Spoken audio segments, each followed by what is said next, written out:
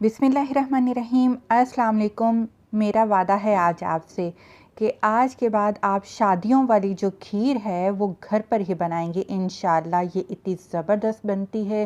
पहले भी मैंने पेशावरी खीर की रेसिपी आपके साथ शेयर की थी, आपने सभी ने बहुत ज़्यादा पसंद किया। लेकिन आज आपके साथ बिल्कुल नए तरीके से, बिल्कुल नए जायके के साथ ये मज़ीद ज़बरदस्त किस्म की मैं पेशावरी ठंडी खीर की रेसिपी लेकर आई हूँ। इंशाल्लाह आपको ज़रूर पसंद आएगी।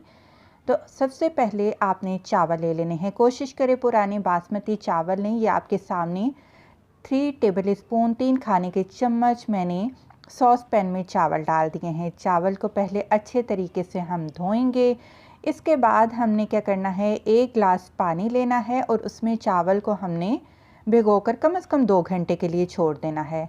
2 घंटे के बाद आप देख सकते हैं चावल कितने अच्छे तरीके से भीग चुके हैं। बस इसी तरीके से आपने पैन को चूल्हे पर रख देना है और चावलों को दरमियानी आंच पर इतना पकाना है कि ये जो 1 गिलास पानी हमने डाला था वो बिल्कुल खुश्क हो जाए। जैसा कि अभी आप देख सकते हैं चावल भी गल चुके हैं, पानी भी खुश्क हो चुका है। अब हमने इन चावलों को डाल देना है जूसर ब्लेंडर में। आज की पेशावरी खीर की जो सीक्रेट चीज़ है वो है ब्रेड के ये 3 स्लाइसेस। आपने दरमियाने साइज़ के ब्रेड के 3 स्लाइस ले लेने हैं। किनारे काटने की आपको कोई भी ज़रूरत नहीं है। अब आपने तवा ले लेना है या फ्राई पैन ले लेना है। आपने हल्की आंच पर इन ब्रेड के पीस को इतना सेकना है कि इनका जो कलर है वो गोल्डन हो जाए। याद रहे कि आपने घी या तेल में इनको सेकना नहीं है। आपने सिंपल इनको तवे या फ्राई पैन पर रखना है। बस इनका जब कलर आप देखें कि लाइट गोल्डन कलर हो चुका है तो बस आपने इनको उतारते जाना है। थोड़ा सा इनको ठंडा करेंगे और फिर हमने इनको छोटे छोटे टुकड़ों में डिवाइड कर लेना है इस तरीके से। जब ये तीनों पीस डिवाइड कर लें तो आपने इन डबरोटी के जो टुकड़े हैं इनको भी चावलों के साथ जूसर जग में डाल देना है। और इसके बाद हम इसमें शामिल करेंगे दूध। दूध में आज 1.5 लीटर दूध की खीर बना रही हूँ, जिसमें आधा लीटर दूध मैंने जग में डाल दिया है।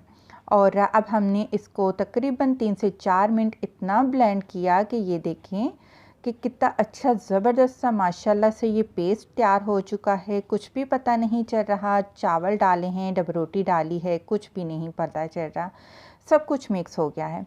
बाकी का जो 1 लीटर दूध मैंने पैन में डालकर चूल्हे पर रखा था, जब उसको उबाल आ जाए तो चावल और ब्रेड के जो मिक्सचर हमने तैयार किया है तो वो हम पैन वाले दूध में डाल देंगे।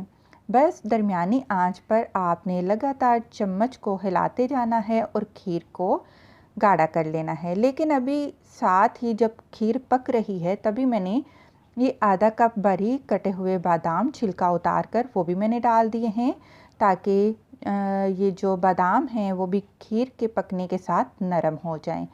बस याद रहे कि चम्मच को लगातार हिलाना है, ये ना हो कि खीर में जो चावल या ब्रेड है वो बर्तन के साथ चिपक जाए। तो इसको गाढ़ा कर लेते हैं और अल्हम्दुलिल्लाह ये देखिए तकरीबन 6-7 मिनट लगे हैं हमें दरमियानी आंच पर और खीर हमारी कितनी अच्छी सी गाढ़ी हो चुकी है। यहाँ पर अब हम इसमें चीनी शामिल करेंगे। 5 खाने के चम्मच या फिर आप अपनी मर्ज़ी के मुताबिक चीनी शामिल कर लें। चीनी डालने के बाद ज़ाहिर सी बात है चीनी अपना पानी छोड़ती है और खीर फिर दोबारा पतली होती है। इसको तकरीबन 2 मिनट हम लगातार चम्मच हिलाते हुए मज़ीद पकाएंगे और अल्हम्दुलिल्लाह हमारी पेशावरी ठंडी खीर की रेसिपी तैयार हो चुकी है। लेकिन इसको अब हम फ्लेवर देंगे। फ्लेवर आज मैं इसको दे रही हूँ केवड़ा एसेंस का। आपने आधा चाय का चम्मच केवड़ा एसेंस लेना है, वो डाल देना है। आप चाहें तो आधा चाय का चम्मच इलायची पाउडर भी डाल सकते हैं।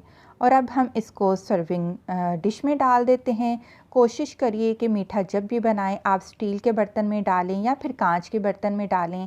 इससे जब हम फ्रिज में रखते हैं तो एक तो ख़राब होने के चांस कम होते हैं, दूसरा ये बहुत ठंडी रहती है। और आप टेक्सचर देखिए हमने कितना गाढ़ा किया लेकिन फिर भी ये कितनी क्रीमी टेक्सचर के साथ अल्हम्दुलिल्लाह हमारी आज की ये पेशावरी खीर की रेसिपी बनकर तैयार हो चुकी है। ये वही खीर है जो शादियों पर बनती है और बहुत ही मज़े की लगती है। आप सिर्फ इसका टेक्सचर चेक कीजिए, ये कितनी क्रीमी बनी है। वीडियो पसंद आई है तो प्लीज़ जाते जाते ज़रूर लाइक करते हुए जाएं। खुश रहें, दुआ में याद रखें। अल्लाह हाफिज़।